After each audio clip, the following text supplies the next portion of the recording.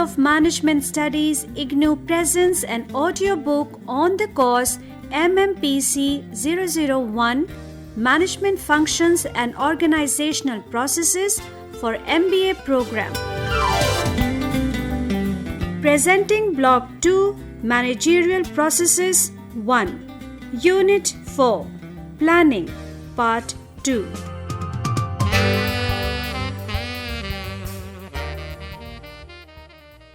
Types of planning.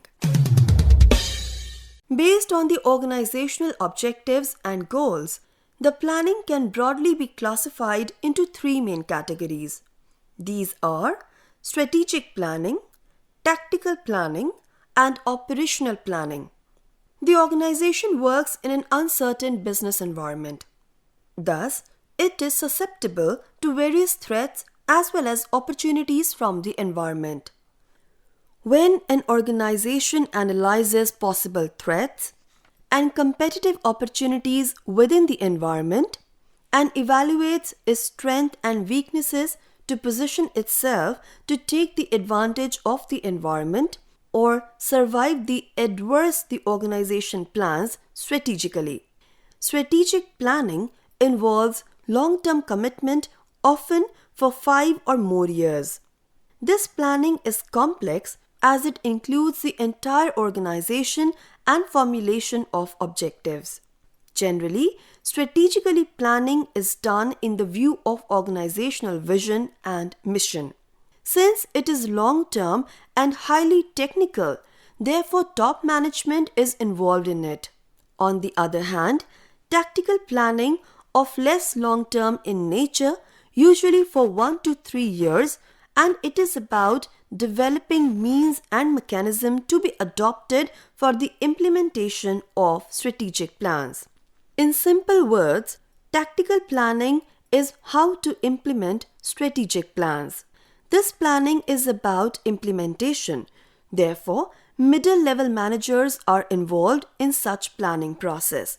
The third type of planning, that is operational planning, seems to be functional planning, where organization-wide or goals and objectives for each unit or sub-unit are established and there are ways to achieve them. Those ways are looked for. Operational planning is short-term planning for less than 1 year as it aims to eliminate current operational problems. Planning at this level supports at the higher level planning of tactical and strategic. This discussion classified the planning into 3 broad categories. However, planning can also be classified based on the time frame involved in it. Broadly, plans under planning are divided into 3 parts, that is, long-term plans, medium-term plans, and short-term plans. Plans, those are highly technical and deals with the competitive aspect of the organization, are termed as long-term plans, as they involve allocation of resources for a long period, usually between 5 and 15 years. However, they may vary concerning their nature, scope, complexity, and size, and are usually somewhat vague. These plans are more susceptible to uncertain events that may leave a significant impact on the organization, such as technological changes, change in consumer behavior, government policies. They all can significantly affect the organization and involve serious attention of top management to make a long-term plan. Plans that are relatively detailed and specific and usually range between 2 and 5 years are medium-term plans. These plans are operational as decisions like raw material purchase, overhead expenses, labor wages, production, etc. are taken. Though these decisions are also crucial to an organization, yet any flaw in planning would not result in serious failure, as it can be altered in 2 to 3 years.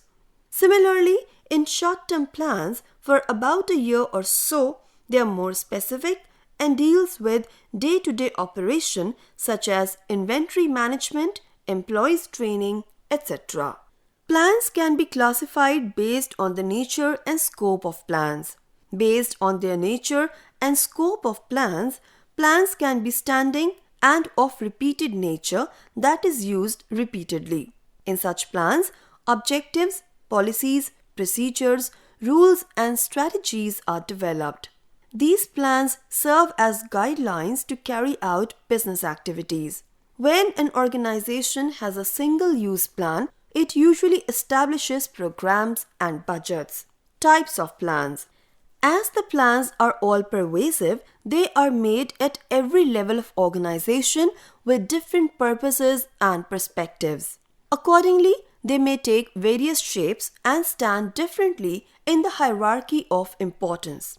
The most popular ways to describe organizational plans are by their coverage, that means strategic, tactical and operational, by their time frame, that is short and long term, by their specificity, that is specific versus directional, and by their frequency of use, that is single use and standing.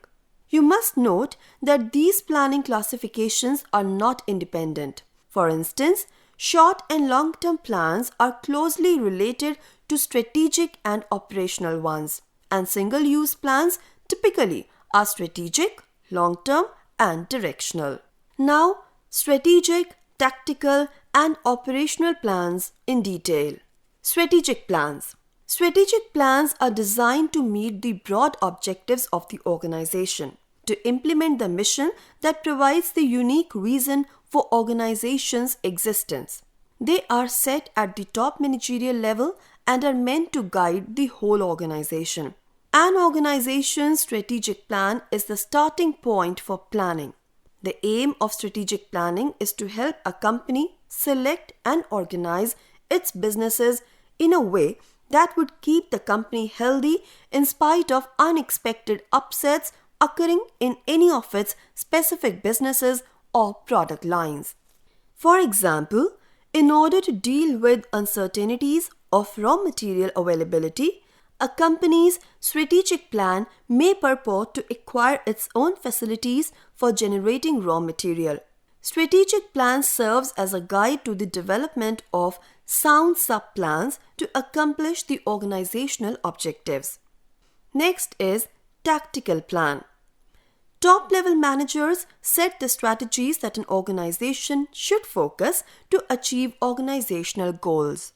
Examples of strategies include set up a plan to generate raw material for the organization's manufacturing activities, explore Northeast market, and likewise. Middle managers interpret these strategies and develop tactical plans for their departments that follow strategies in order to contribute to the organizational goals. In order to develop tactical plans, middle management needs detailed reports, that is, financial, operational, market, and external environment. Tactical plans have shorter time frames and narrower scopes than strategic plans. Tactical planning provides the specific ideas for implementing the strategic plan. It is the process of making detailed decisions about what to do, who will do it, and how to do it. In short, tactical plans may be understood in these terms. Number 1.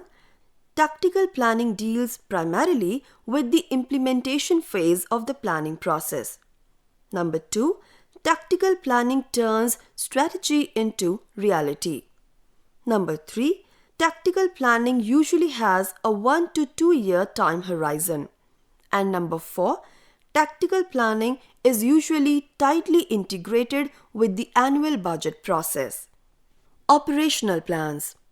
The supervisor interprets the strategic and tactical management plans as they apply to his unit. This way, he makes operational plans to support tactical plans. These plans provide the details of how the strategic plans will be accomplished. Examples of planning by supervisors include scheduling the work of employees and identifying the needs for staff and resources to meet future changes. Operating plans tend to be repetitive and inflexible over the short run. Change comes only when it is obvious that plans and specific action steps are not working. There are two main types of operational plans: single-use plans, which are developed to achieve specific purposes and dissolved when these have been accomplished, and standing plans that are standardized approaches for handling recurring and predictable situations. You must note that tactical plans are based on the organization's strategic plan. In turn, operational plans are based on the organization's tactical plans. These are specific plans that are needed for each task or supportive activity comprising the whole. Strategic, tactical, and operational planning must be accompanied by controls. Monitoring progress or providing for follow-up is intended to ensure that plans are carried out properly and on time. Adjustments may need to be made to accommodate changes in the external or internal environment of the organization. Now let's understand short-range and long-range plans. Time is an important factor in planning. George Terry says, and I quote, "The time period covered by planning should preferably include sufficient time to fulfill the managerial commitments involved." Unquote. Generally, a short-range planning means a plan for 1 or 2 years, and long-range planning means a plan for 3 to 5 years or more. Though this division may be considered as arbitrary, but it may have a general acceptability. This period, of course, may vary according to the nature and size of business. When a concern requires long gestation period, it is natural that the long-range planning may cover a longer period than 5 years. For example, organizations such as oil or mining companies or airlines must make long-range planning because of their particular purposes and objectives. A home video rental store or a bookstore might concentrate on seasonal or annual goals. However, whatever the period of planning, it should not be too rigid. It should rather be flexible to meet the unknown factors of the future. If a concern adopts both short-term and long-term planning, the short-term planning should fit in with long-term planning. It is important for managers to understand the roles of both long-range and short-range planning in overall planning scheme. Next comes specific and directional plans. Specific plans are established to achieve a specific purpose and dissolves when the purpose is accomplished. For example, a manager who seeks to increase his firm's sales by 20% over a given 12-month period might establish specific procedures, budget allocations, and schedules of activities to reach that objective. These represent specific plans. Directional plans identify general guidelines. They provide focus but do not lock managers into specific objectives or courses of action. Instead of following a specific plan to cut cost by 4% and increase revenues by 6% in the next 6 months, a directional plan might shoot for improving corporate profits by 5 to 10% every year. Intuitively, it seems right that specific plans would be preferable to directional or loosely guided plans because they have clearly defined objectives. There is no ambiguity, no problem with misunderstandings. However, in certain circumstances, like in case of fast-changing environment, directional plans provide the flexibility required to cope with the changing situations. Next is single-use and standing plans. A single-use plan is a one-time plan specifically designed to meet the needs of a unique situation and created in response to non-programmed decisions that managers make. In contrast, standing plans are ongoing plans that provide guidance for activities repeatedly performed in the organization. Standing plans are created in response to programmed decisions that managers make and include the policies, rules, and procedures. First is single-use plans. Single-use plans are detailed courses of action that probably will not be repeated in the same form in the future. For example, a firm planning to set up a new warehouse because it is expanding rapidly will need a specific single-use plan for that project, even though it has established a number of other warehouses in the past. It will not be able to use an existing warehouse plan because the projected warehouse presents unique requirements of location, construction cost, labor availability, zoning restrictions, and so forth. The major types of single-use plans are programs, projects, and budgets. Let's understand programs. A program covers a relatively large set of activities. The program shows, number 1, the major steps required to reach an objective. Number 2, the organization unit or member responsible for each step. And number 3, the order and timing of each step. The program may be accompanied by a budget or a set of budgets for the activities required. A program may be as large in scope as placing a person on the moon or as comparatively small, improving the reading level of 4th grade students in a school district. Whatever its scope, it will specify many activities and allocations of resources within an overall scheme that may include other single-use plans as projects and budgets. Let's now discuss projects. Projects are the smaller and separate portions of programs. Each project has limited scope and distinct directives concerning assignments and time. In the warehouse example, typical projects might include the preparation of layouts, a report on labor availability, and recommendations for transferring stock from existing facilities to the new installations. Each project will become the responsibility of designated personnel who will be given specific resources and deadlines. Budgets. Budgets are statements of financial resources set aside for specific activities in a given period of time. They are primarily devices to control an organization's activities and so are important components of programs and projects. Budgets itemize income as well as expenditures and thus provide targets for such activities as sales, departmental expenses, or new investments. Managers often use budget development as the process by which decisions are made to commit resources to various alternative courses of action. In this sense, budgets can be considered single-use plans in their own right. Standing plans. They include policies and procedures. Let's discuss policies.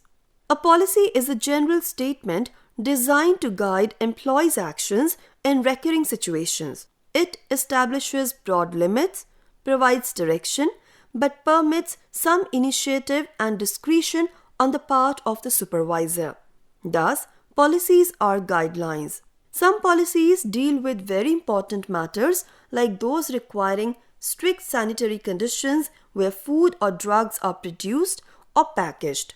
Others may be concerned with relatively minor issues such as the way employees dress. Policies are usually established formally and deliberately by top managers of the organization.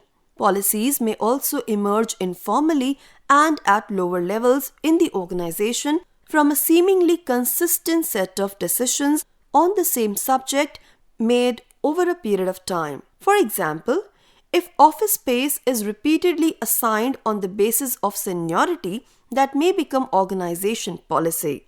In recent years, policy has also been set by factors in the external environment, such as government agencies that issue guidelines for the organization's activities, such as requiring certain safety standards. Procedures. A procedure is a sequence of steps or operations describing how to carry out an activity. It is more specific than a policy and establishes a customary way of handling a recurring activity. Thus, less discretion on the part of the supervisor is permissible in its application. For example, the refund department of a large discount store may have a policy of refunds made with a smile on all the merchandise returned within 7 days of purchase. The procedure for all clerks who handle merchandise returned under that policy might then be a series of steps like smile at customer, check receipt for purchase date, check condition of merchandise, and so on. Such detailed instructions guide the employees who perform these tasks and help ensure a consistent approach to a specific situation. Objectives. They are the future goals and desired state that an organization strives to achieve in future.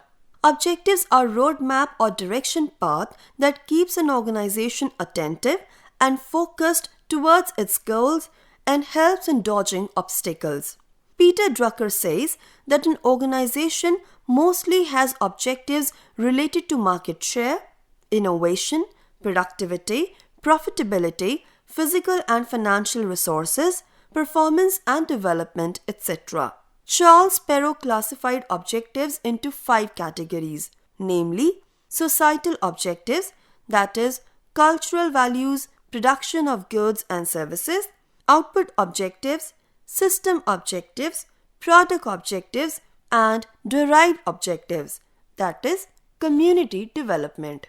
Though organizational objectives are vital to an organization, yet it suffers from the problem of quantification. Where objectives stated in quantitative terms are easily understandable, qualitative objectives are vague and confusing. For example, the objective of cost reduction, ROI on investment, market share, reduction in cost by 1/3, 15% increase in profit, 10% return on capital, etc. are explicitly stated and are not subjected to vagueness and confusion. Qualitative objectives such as maximizing customer satisfaction through quality performance, maintaining an ethical relationship with stakeholders, etc. are necessary but vague in terms of a clear definition of satisfaction, quality performance, and ethics. Objectives that are clear and unambiguous are sure to be achieved. Management by objectives. Management by objective is the scientific and strategic approach to enhance the organizational objective wherein goals and objectives of organization are clearly stated, defined, and conveyed by the managers to the entire organization. The crucial step of defining the objective under this approach is to monitor and evaluate employees' performance against the stated objectives. Ideally, under this approach, employees themselves set their goals and course of action that effectively fulfill their obligation. In other words, MBO or management by objectives is a scientific strategy to establish objectives jointly by managers and subordinates and desire to achieve them with achieving organizational objectives simultaneously. MBA approach follows 6 steps. Number 1. Defining organizational objectives or goals with the help of different managers and supervisors. Based on organization status and performance, objectives to be achieved in specific time are established. A broad range of objectives that are critical to the organization is established, and most top-level managers are involved in this step. Number 2. Defining objectives for employees.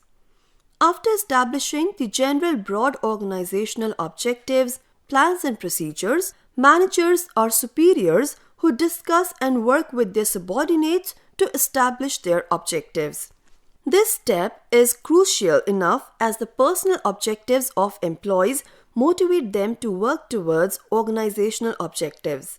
Managers and superiors discuss the need, goals, time, and resources required by the employees to achieve their objective and organizational objectives ultimately. Employees present their thought and ideas about what departmental objectives are necessary to be framed and achieved. Number 3. regular monitoring performance and progress. Since an organization is managed by managing the objectives of an organization, it is an important step. Thus, apart from increasing managerial efficiency, regular monitoring and progress of employees are necessary. Close monitoring of performance ensures eliminating performance deviations and flaws. Number 4. At this step, performance of each employee concerning performance standard and objectives are evaluated by the concerned managers of supervisors. Number 5. Providing feedback. Feedback step is very crucial under management by objective approach. Continuous feedback on performance helps the employees to manage their performance quality and correcting their actions. Feedback at a particular point of time should be replaced with continuous feedback through regular formal and informal meetings of superiors and subordinates. In this way, probable performance deviation can be eliminated and progress can be ensured. And number 6, performance appraisal. The routine of performance of an employee by the managers is the final step under the management by objectives approach. Management by objectives offers several benefits to the organization, such as it ensures better communication between managers and subordinates while objectives for organization and employees are set, makes job clarity amongst subordinates. It leads to increase in motivation level of employees as they feel more connected with the organization being part of the planning process, and it also ensures the close monitoring too of performance of employees. Ultimately, management by objective improves the planning process. Despite several benefits to the organization and employees, MBO is engulfed in various demerits and limitations. Since it involves setting clear and unambiguous objectives for organization as well as employees, a lot of paperwork is involved in it. Regular meetings and sessions are conducted with managers and subordinates to set objectives, and detailed records are maintained. Secondly, many a times, lower levels of management are kept outside the objective setting process, and thus the process becomes less democratic. Thirdly, where poor performance is closely monitored and managed, exceptionally good performances do not get any incentive. Moreover, MBO or management by objective faces the problem of defining the objectives with clarity, devising suitable means to achieve them, and difficulty in avoiding conflicts. Policies. Policies refer to guides to think about the actions to be taken to make decisions with regards to organizational objectives. It is ready reference and answer to all the questions that may arise in due course of time in running the organization. These are broad, comprehensive, and flexible to define the course of actions to be followed to attain objectives. In other words, it eliminates the possible confusion of objectives and makes the objectives more concrete and static. Though they are not about any decision, yet it sets the boundary and limits within which decision should be made. For instance, an organization aiming at reducing the poverty level within a particular area may hire employees from that local area only. A good policy is the one that is broad, consistent, adequate in numbers, practical, and flexible. The policy formulated must be outlined broadly, leaving more scope for managers to decide within the limit. It need not cover every detail, as it would become more particular and less scope would be there to make a decision. Since many policies resort to many questions, there are chances that one policy may contradict others. Such a situation must be avoided, and hence policies formulated must be consistent and not mutually contradictory. The policy of an organization binds itself in a single thread with which it is known. Hence, it is an image builder. A policy must be logical and practical so that every member of an organization can rely on that and managers can make a decision effectively. Lastly, it must be flexible enough to incorporate any probable change and uncertainty.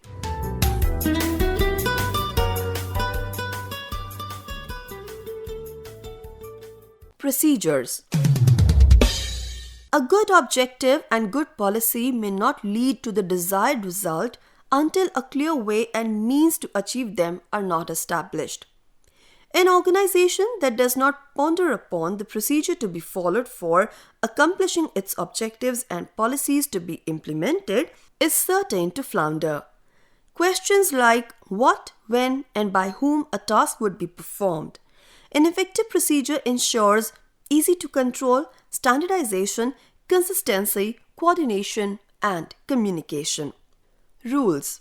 In a general term, rules are norms set by the organization that governs what and what not to be done under a certain situation. It is the self-imposed principle of action and varies with the situation. Rules set the parameters to be followed and standards to be achieved. Hence, it does not leave any scope for decision making. Deviations or violations of rules usually lead to punishment. Strategies. Derived from the Greek word strategy, which means the office of the general. Strategy refers to the organizational overall plan to attain the objectives working under the ambit of uncontrollable environmental forces. In an uncertain external environment, the organization is exposed to various threats as well as opportunities. In such situations, an enterprise makes various strategies such as a strategy to stabilize the business in a turbulent situation, strategy to develop a product, strategy to expand the market, vertical integration, mergers, disinvestments, etc. Planning practices in Indian organizations. Several researchers have looked into the planning practices in Indian enterprises. Here are some of the studies. Richman and Copen, 1972. Virtually all of the medium-sized and larger companies surveyed established at least some quantitative objectives or targets on an annual or short-term basis. These generally include profitability, sales, and reduction objectives. Most of them also had some kind of growth objectives and some general guidelines to help determine those areas in which the firm would concentrate or expand its efforts. However, few defined longer-term objectives clearly. Only one of the Indian firms surveyed, a drug producer, did a truly thoughtful job of developing a long-term growth and development model. It identified explicitly a desirable position to strive for several years in the future and designed specific strategies to reach it.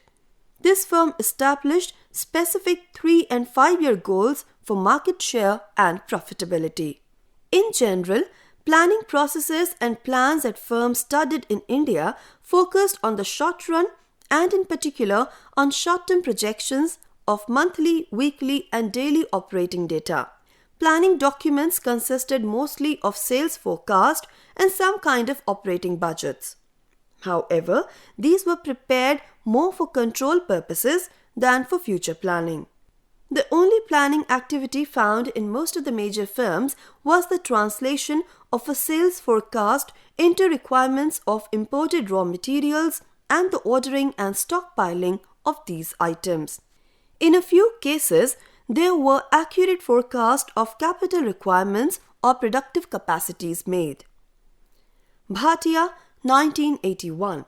This research study on the objectives of a sample of 65 out of the 251 giant companies listed by Research Bureau of Economic Times revealed that not only 45% of these have explicitly defined objectives and 55% do not have expressed objectives. Moreover, out of those which have specified their objectives, 17% feel that their objectives are confidential and not to be divulged. These evidences indicate that the Indian business organizations, especially the large-sized, do realize the need and urgency of planning their operations over longer periods of time. Many, however, still consider planning over longer periods a waste of effort, primarily because of a larger measure of uncertainties prevailing in the Indian environment.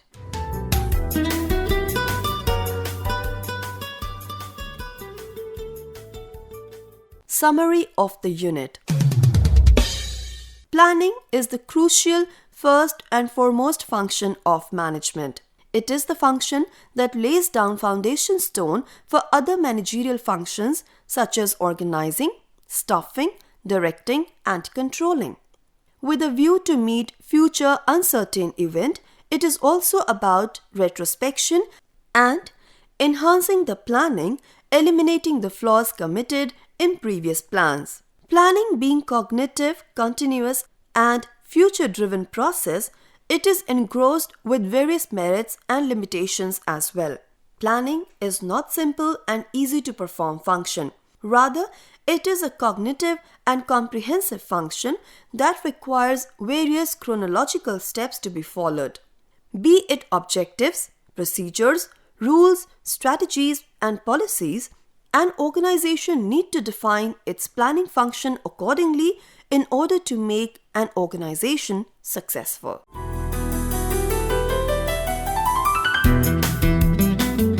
You were listening to the audiobook by the School of Management Studies, IGNOU, for MBA program.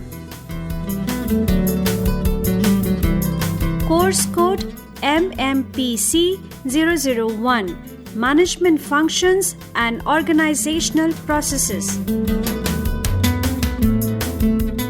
Course Coordinator, Professor Srilata, School of Management Studies, IGNOU. Voice over by Harpreet Kaur.